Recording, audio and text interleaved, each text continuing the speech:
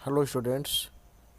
प्रारंभिक शिक्षा पूर्णता प्रमाण पत्र परीक्षा के जो मॉडल पेपर हम आपसे शेयर कर रहे हैं, उसी कड़ी में कक्षा 8 का विषय विज्ञान का जो 6वां मॉडल पेपर है वो हम आपसे शेयर करने जा रहे हैं। ये जो प्रश्न है हमने बहुत ही ध्यानपूर्वक चूज किए हैं, जिससे कि आप लोगों की सहायता हो सके। माध्य जो बोर्ड है प्रारंभिक शिक्षा पूर्णता प्रमाण पत्र 8वीं बोर्ड, उसमें जो प्रश्न आने वाले हैं उनका एक तरीके से समाहित करने का कोशिश यहाँ किया गया है। तो चलिए शुरुआत कर लेते हैं। सबसे पहला यहाँ प्रश्न है हमारे पास, जो फलीदार पौधे हैं उनकी जो फसल है भूमि में जिस तत्व की मात्रा बढ़ जाती है उस तत्व का नाम यहाँ पर कौन सा है। तो यहाँ पर जो फलीदार पौधे काम करते हैं नाइट्रोजन स्थिरीकरण का, तो नाइट्रोजन का यदि स्थिरीकरण करेंगे तो यहाँ पर नाइट्रोजन की मात्रा वो बढ़ जाएगी।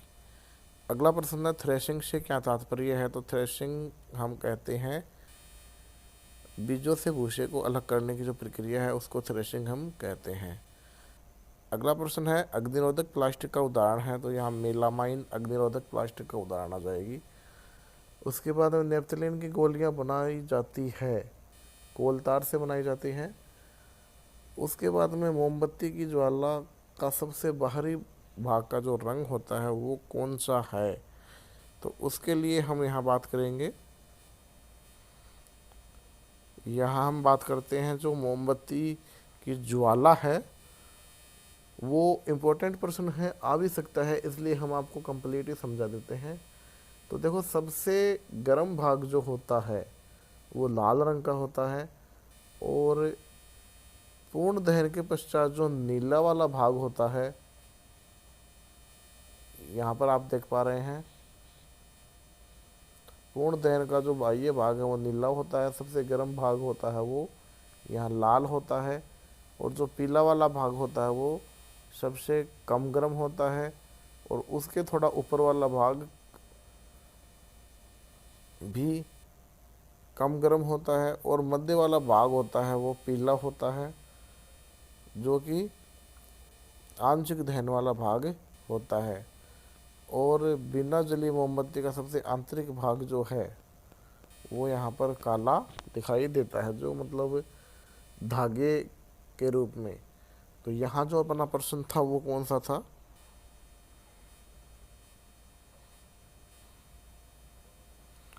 तो यहाँ जो मोमबत्ती की ज्वाला का सबसे बाहरी क्षेत्र का जो रंग था वो यहाँ आ जाएगा, लाल रंग यहाँ आ जाएगा। यहाँ हम लाल रंग कर देते हैं। उसके बाद में भारतीय विशाल गिलहरी का नाम, तो ये जो आपके वन संरक्षण वाला पार्ट है वहाँ से आया है, और इसका नाम है विसन। ऑप्शन नंबर ए एक सही होगा। अगला प्रश्न यहाँ है, अलैंगिक जनन मुकुलन द्वारा किसमें होता है। तो यहाँ पर मुकुलन द्वारा जो अलैंगिक जनन होता है वो होता है हाइड्रा में। छोटे छोटे मुकुल बन जाते हैं और वो अलग होकर हाइड्रा का निर्माण कर लेते हैं। अगला प्रश्न यहाँ पर है कि स्नेक द्वारा घर्षण का मान घट जाता है। यहाँ देखिए बे ऑप्शन सही हो जाएगा।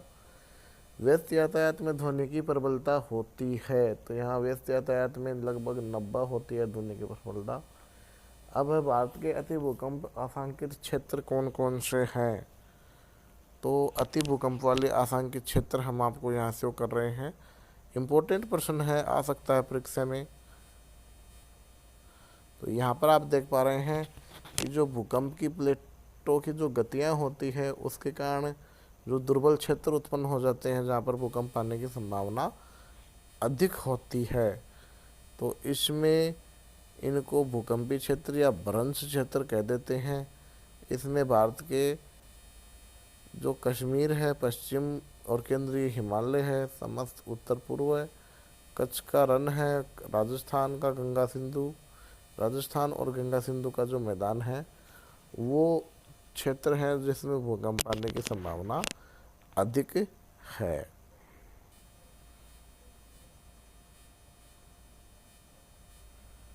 अगला प्रश्न यहाँ पर है, मानव नेत्र के किस भाग पर किसी वस्तु का प्रतिबिंब बनता है? तो यहाँ जो प्रतिबिंब बनेगा वो बन जाएगा रेटिना पे। ऑप्शन द यहाँ सही हो जाएगा। अगला जो प्रश्न है, एनपीके से क्या आशय है? तो देखिए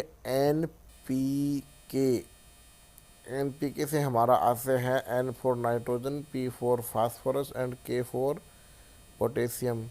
ये सारे के सारे एलिमेंट है जो कि पौधों को चाहिए होते हैं विशेष रूप से उनकी वृद्धि करने के लिए। इसको हम एनपीके के द्वारा समझ सकते हैं। उसके बाद में शुक्राणु में पूंछ किस काम आती है? तो शुक्राणु में जो पूंछ होती है, यहाँ पर देखिए शुक्राणु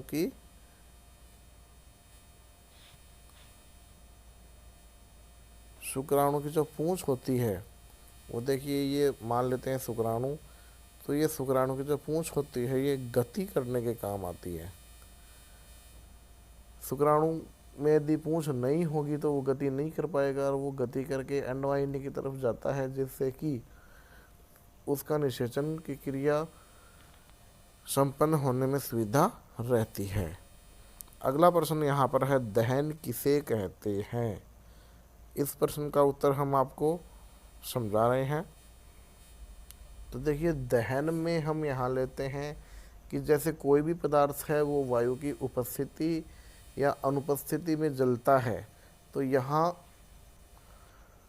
उपस्थिति से तात्पर्य यह है कि ऑक्सीजन की उपस्थिति में पदार्थ जलते हैं। तो देखिए दहन की जो परिभाषा हो जाएगी, किसी भी पदार्थ का जलना दहन कहलाता है। दहन दो प्रकार के हो सकते हैं, एक तो तीव्र दहन और एक स्वतः दहन। तो स्वतः दहन कौन सा होता है? जिसमें कोई भी पदार्थ है वो बिना किसी प्रत्यक्ष कारण की आग की लपटों के साथ जल उठता है। और दूसरा है तीव्र दहन, जिसमें तेजी से ऊष्मा निकलती है। इसके अलावा एक चीज़ और है जिसे हम विस्फोट कहते हैं। तो विस्फोट में क्या होता है कि ऊष्मा, प्रकाश और ध्वनि तीनों ही निकलती है, तो ये क्रिया विस्फोट कहलाती है। पटाखे पर दाब डालने पर भी विस्फोट हो जाता है, क्योंकि उसकी जो रगड़ है, रगड़ के कारण उसकी जो बारूद है वो आग पकड़ लेती है और वो फट जाता है। अगला प्रश्न यहाँ पर है, क्या नायलॉन के रेशे सचमुच इतने मजबूत होते हैं कि हम उनसे पैराशूट और चट्टानों पर चढ़ने की रस्सी का निर्माण कर सकते हैं? देखो नायलॉन एक मानव निर्मित रेशा होता है, और नायलॉन जो है एक प्रबल, प्रत्यास्थ और हल्का होता है। कपड़ों के निर्माण में भी काम आता है। ये बहुत ही ज़्यादा प्रबल होता है, इससे कि हम पैराशूट और चट्टानों पर चढ़ने के रस्से बना सकते हैं। उसका कारण यह है कि नायलॉन जो है, नायलॉन की जो प्रत्यास्थता है और इसका जो प्रबल होना, ये इसे बहुत ही ज़्यादा इम्पोर्टेंट बनाता है। यहाँ पर देखिए जो नायलॉन का एक रेशा है वो स्टील जो होता है, इस्पात, उसके एक तार से भी मजबूत होता है। तो यहाँ नायलॉन है वो बहुत ही ज़्यादा प्रबल रेशा होता है। अगला प्रश्न है हमारा, 4 संकटापन जंतुओं के नाम बताइए। तो यहाँ पर 4 संकटापन जंतु कौन कौन से हो जाएंगे? तो यहाँ पर जो संकटापन जंतु है उनकी संख्या है वो धीरे धीरे कम हो रही है, और उनको यदि संरक्षित नहीं किया गया तो वो भविष्य में कम हो सकते हैं, ख़त्म हो सकते हैं। यहाँ पर देखिए बाघ है, हाथी है, जंगली भैंसे हैं, बारहसिंगा है। ये बहुत ही कम मात्रा में है। यदि इनको समय पर नहीं बचाया गया तो इनकी जाति है वो खतरे में आ जाएगी और धीरे धीरे विलुप्त हो जाएगी। कुछ जातियां जो विलुप्त हो चुकी है, जैसे डायनासोर है, डोडो है। अगला प्रश्न है, विद्युत धारा का रासायनिक प्रभाव किसे कहते हैं? तो यहाँ हम देख पा रहे हैं कि विद्युत धारा का रासायनिक प्रभाव क्या होता है। तो यहाँ जो जल में विद्युत धारा प्रवाहित करने का एक ऑपरेटर्स बनाया गया है, इसमें यहाँ हम देखते हैं कि कार्बन की छड़ है, धातु की टोपी है, जल है। तो जैसे ही हम इसको बैटरी से जोड़ते हैं तो हमको क्या दिखाई देता है कि जो इलेक्ट्रोड है उनके नीचे कुछ गैसें निकलती हुई दिखाई देती है। इसका मतलब जो जल है वो अपने अपघट्यों में विभाजित हो रहा है। इसका मतलब ये हुआ कि जो विद्युत धारा का रासायनिक प्रभाव है वो कुछ इस प्रकार से उसकी परिभाषा है कि जैसे ही हम किसी विद्युत अपघट्य में धारा प्रवाहित करते हैं वो अपने घटकों में विभाजित हो जाता है। इसे ही हम विद्युत धारा का रासायनिक प्रभाव कहते हैं। अगला प्रश्न है, दो जीवाश्म ईंधनों के नाम लिखिए। तो यहाँ पर दो जीवाश्म ईंधनों के नाम बिल्कुल सिंपल है। पेट्रोल लिख सकते हैं, डीजल लिख सकते हैं, और जो हमारा कोयला है वो भी एक जीवाश्म ईंधन है।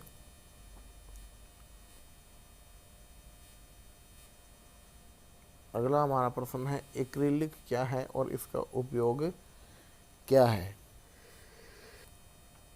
तो यहाँ हम देख पा रहे हैं कि जो पॉलीएस्टर और एक्रिलिक एक संश्लेषित रेशा है जो आराम से धुल जाता है, सलवट में नहीं पड़ती है।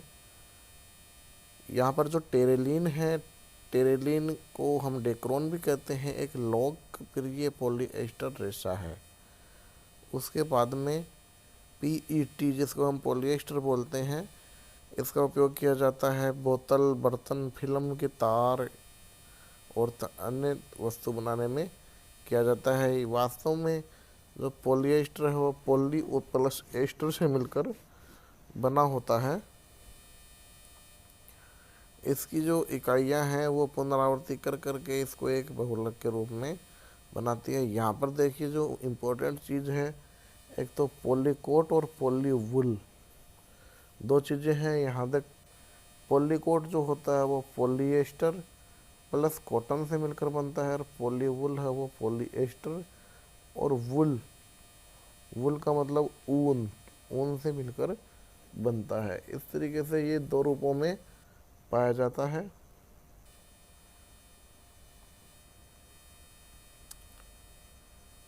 सर्दियों में स्वेटर और शॉल, कंबल का निर्माण करने में काफ़ी फायदेमंद है। प्राकृतिक रूप से जो निर्मित वस्त्र है वो सेम टू सेम उनके जैसे ही दिखाई देते हैं, इसलिए प्राकृतिक स्रोतों से प्राप्त जो वस्तुएं हैं वो काफ़ी महंगी होती हैं, और जो एक्रिलिक है उसकी बनी हुई वस्तुएं काफ़ी सस्ती होती है।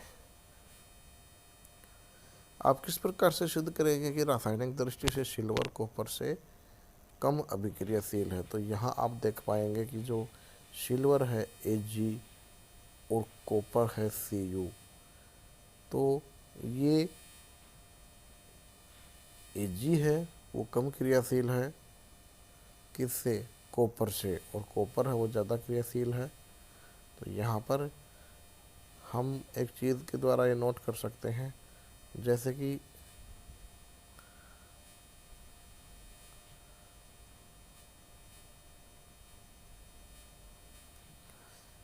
कोई भी रासायनिक क्रिया यदि हम करवाते हैं तो जिस Ag जो होता है वो कॉपर के द्वारा विस्थापित कर दिया जाता है। इससे हम ये मान सकते हैं कि जो Ag है वो कॉपर से कम क्रियाशील है। अगला जो प्रश्न है, जैवमंडल से क्या आशय है, जैवमंडल आरक्षित क्यों बनाए गए हैं। तो यहाँ पर हम आपको बताएंगे। यहाँ पर आप देख पा रहे हैं कि जो जैवमंडल आरक्षण है उसके बारे में, तो जो जैव विविधता के संरक्षण के उद्देश्य से जैवमंडल आरक्षित क्षेत्र बनाए जाते हैं। जैव विविधता का अर्थ यहाँ पर है कि सभी पेड़ पौधों, सूक्ष्म जीवों और जंतुओं की जो प्रजातियाँ हैं उनको अक्षुण्ण बनाए रखना, जैव विविधता और संस्कृति को बनाए रखना, ये सारे के सारे इसमें शामिल हैं। किसी जीवमंडल आरक्षित क्षेत्र के अंतर्गत सुरक्षित क्षेत्र भी हो सकते हैं, जैसे पंचमढ़ी जीवमंडल आरक्षित क्षेत्र में सतपुड़ा नामक एक राष्ट्रीय उद्यान और बोरी एवं पंचमढ़ी नामक 2 वन्य जीव अभ्यारण्य आते हैं।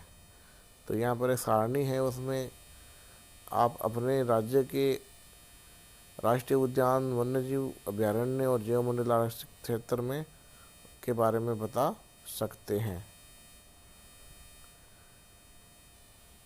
तो ये थे जो पंचमढ़ी जीवमंडल आरक्षित क्षेत्र हैं उसके भाग, ये आप बता सकते हैं एग्जाम में।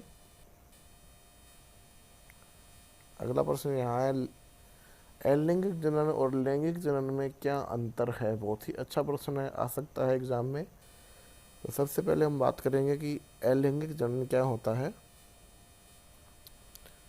देखिए, यहाँ आप देख पा रहे हैं कि जो अलैंगिक जनन होता है उसमें केवल एक जनक की आवश्यकता होती है। जैसे हाइड्रा है, अमीबा है, ये सूक्ष्मदर्शी जंतु है। ये अपना प्रजनन किस प्रकार से करते हैं उसके बारे में देखते हैं। जैसे हाइड्रा यहाँ आपको दिखाई दे रहा है, हाइड्रा मुकुलन के द्वारा अपना जनन करता है। इसके जो बॉडी है, इसके ऊपर एक उभार बन जाता है, फिर ये धीरे धीरे ये उभार बड़ा होता जाता है और फिर लास्ट में यही उभार अलग होकर एक नए हाइड्रा को जन्म दे देता है। उसके बाद में अमीबा है, तो अमीबा में जो अलैंगिक जनन है वो द्विविखंडन के द्वारा होता है। यहाँ आप देख पा रहे हैं कि शुरू में तो एक अमीबा है, उसके बाद में अमीबा का जो केंद्रक है उसने विभाजन किया चालू किया, केंद्रक 2 भागों में विभाजित हो गया। उसके बाद में जो कोशिका ध्रुव है इसका, उसने भी विभाजित होना प्रारंभ किया और उसके बाद में वो भी अलग होके 2 संतति कोशिकाएं यहाँ बना दी गई। तो ये है द्विविखंडन।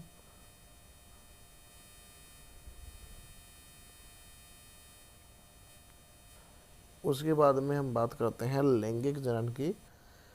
तो लैंगिक जनन में 2 जनक उपस्थित होते हैं, एक तो नर और एक दूसरा मादा।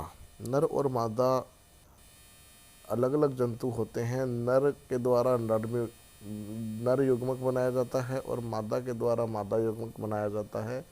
फिर दोनों युग्मकों का संलयन होता है, उससे युग्मनज बनता है और वो युग्मनज अलग जीव का निर्माण करता है। यहाँ पर देखो, मादा नर जनन अंग है वो मुख्य रूप से कौन कौन से होते हैं। नर जनन अंगों में मुख्य रूप से शुक्राणु नलिका है, शिश्न है, वृषण है, ये होते हैं। और मादा जनन अंगों में अंडवाहिनी, गर्भाशय ये होते हैं। तो अंडाशय भी होते हैं एक जोड़ी। तो ये अलग अलग पाए जाते हैं, इनके द्वारा अलग अलग युग्मकों का निर्माण होता है। यहाँ पर आप देख पा रहे हैं कि जो शुक्राणु है उसका सिर और मध्य भाग तथा पूंछ दिखाई गई है। यहाँ पर जो शुक्राणु की पूंछ है वो उसको गति करने में लाभदायक है। अगला प्रश्न यहाँ है कि नेत्र के अंदर लेंस की फोकस दूरी कैसे बदलती रहती है। तो देखिए, हम दूर या पास की वस्तु देखते हैं तो आँख को समंजित करना पड़ता है। आँख को समंजित करने का मतलब है जो एडजस्टमेंट है लेंस का वो हो रहा है। तो यहाँ पर हम देखते हैं, यहाँ पर आकर देख पा रहे हैं मानव नेत्र की जो संरचना है वो दिखाई गई है। तो उसके पास में और कौन कौन सी संरचना है, जो पीछे पीछे प्रकाशिक तंत्रिकाएं हैं, ये है वो पूरा रेटिना का भाग है, ये कॉर्निया है, ये लेंस दिखाया गया है और ये आइरिस है, ये पक्षमार्ग पेशी है। तो हमको एक बात यहाँ ध्यान में रखनी पड़ेगी कि ये जो पक्षमार्ग पेशी है ये प्रकाश का कंट्रोल करती है।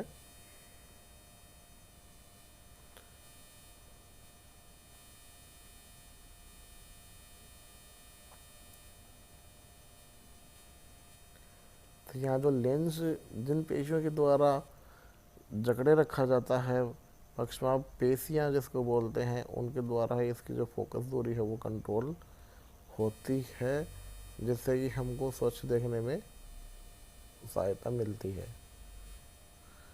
अगला यहाँ प्रश्न है, पृथ्वी के अंदर भूकंपन के क्या कारण हो सकते हैं। दूसरा प्रश्न है यहाँ, पृथ्वी की संरचना का नामांकित चित्र बनाइए। तो हम देख लेते हैं दोनों के दोनों को। सबसे पहले तो हम यहाँ बात कर लेते हैं पृथ्वी की संरचना की। तो ऊपर की जो लेयर है वो तो कहलाती है भूपर्पटी, और उसके अंदर का जो भाग वाला है वो परवार या मेंटल कहलाता है। उसके बाद का कहलाता है बाह्य क्रोड, और सबसे अंदर की तरफ रहता है वो होता है आंतरिक क्रोड। उसके बाद में जो पृथ्वी है वो एक खंड के रूप में नहीं है बल्कि कई टुकड़ों के रूप में विभाजित है, जिसको हम प्लेट कहते हैं। प्लेट का जो सिद्धांत है वो अल्फ्रेड वेगनर के द्वारा दिया गया। दूसरी बात, जो भूकंप आने का कारण है वो भी ये प्लेट सी है, जैसे यूरेशियन प्लेट है, अरेबियन प्लेट है, इंडियन प्लेट है। ये आप चित्र में देख पा रहे हो। ये प्लेटें एक दूसरे के ऊपर चढ़ जाती है, जिससे कि भूस्खलन या भूकंप आता है। तो ये बात आप ध्यान में रखेंगे। यहाँ पर जो टकराती हुई प्लेटें हैं वो दिखाई गई है, रगड़ती हुई प्लेटें हैं वो दिखाई गई हैं। तो इस तरीके से ये सारा का सारा कार्य होता है और भूकंप हमको महसूस होता है। अगला प्रश्न यहाँ है, कृत्रिम उपग्रह क्या हैं। सप्तऋषि तारामंडल के प्रमुख तारों की सापेक्ष स्थितियाँ दर्शाने के लिए आरेख हमको खींचना है। तो यहाँ कृत्रिम उपग्रह की सबसे पहले बात करेंगे। तो देखिए यहाँ कृत्रिम उपग्रह कौन से होते हैं। प्राकृतिक तो वो होते हैं जो ग्रहों के चारों तरफ चक्कर लगाते हैं, लेकिन मानव ने अपने प्रयासों से कुछ उपग्रहों का निर्माण किया है, और ये उपग्रह भी प्राकृतिक उपग्रहों की तरह चक्कर लगाते रहते हैं अपनी कक्षा में। तो भारत ने बहुत ही कृत्रिम उपग्रहों का निर्माण किया है, प्रमोशन भी किया है। आर्यभट्ट भारत का पहला उपग्रह था, और कुछ भारतीय उपग्रह जैसे इनसेट है, IRS है, कल्पना फर्स्ट है, एडुसेट है, ये कुछ इम्पोर्टेंट उपग्रह हैं। कृत्रिम उपग्रहों से हम व्यवहारिक अनुप्रयोग कई हैं, जैसे मौसम की भविष्यवाणी, रेडियो टेलीविज़न का प्रसारण इत्यादि। उसके बाद में जो सप्तऋषि तारामंडल है वो यहाँ दिखाई गया है। सप्तऋषि तारामंडल को ग्रेट बियर भी हम कहते हैं। तो सबसे पहले इसकी आकृति की बात कर लेते हैं। आकृति होती है इसके चम्मच के हिसाब की। इसको बिग डिपर या ग्रेट बियर या सप्तऋषि भी कहते हैं। इसमें 7 तारे सुस्पष्ट होते हैं। यह एक बड़ी कलछी या प्रश्नवाचक चिन्ह के रूप में होती है इसकी आकृति। उसके बाद में यदि जो सप्तऋषि मंडल है उसके ऊपर वाले 2 तारों को मिलाकर एक सरल रेखा खींची जाए तो वह सरल रेखा आगे ध्रुव तारे को जाके मिलाती है। देखिए यहाँ जो अर्शा मेजर है उसकी 2 तारों को मिलाकर सरल रेखा खींची गई है, तो ये यहाँ ध्रुव तारा है, यहाँ ये इसको प्राप्त करती है।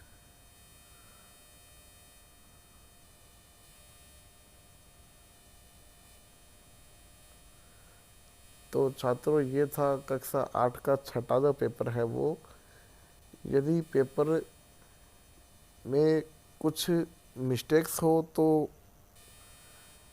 वो आप अपनी बुक के हिसाब से ही सर्वोपरि माने, क्योंकि वीडियोज़ के निर्माण में मिस्टेक्स हो सकती है। दूसरी बात, यहाँ जो प्रश्न पत्र तैयार किया गया है, वीडियो बनाया गया है, वो केवल आपकी हेल्प के लिए है। इसे आप फाइनल न माने। वीडियो को अंत तक देखने के लिए बहुत बहुत धन्यवाद। मिलते हैं आपसे एक नए वीडियो में। और आपको बता दें कि हमारे ही चैनल पर इंग्लिश के वीडियोज़, कक्षा 10 का साइंस वीडियोज़ आपको मिलेंगे। उसके लिए आप चैनल को सब्सक्राइब करें और अपने जो फ्रेंड्स हैं उनको भी शेयर करें, जिससे कि वो भी एग्ज़ाम टाइम में इसका लाभ उठा पाएँ। मिलते हैं आपसे नेक्स्ट वीडियो में।